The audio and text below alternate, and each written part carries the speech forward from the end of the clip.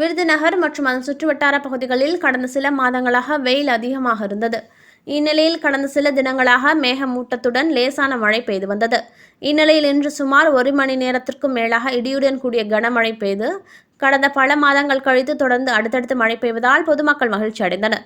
விருதுநகர் மற்றும் அதன் சுற்றுவட்டார பகுதிகளான மெயின் பஜார், பழைய பேருந்து நிலையம், பாண்டிய நகர், அல்லம்பட்டி, புள்ளர்கோட்டை ரோடு, சத்திரெட்டியாபட்டி உள்ளிட்ட பல பகுதிகளில் இடியுடன் கூடிய கனமழை பெய்தது.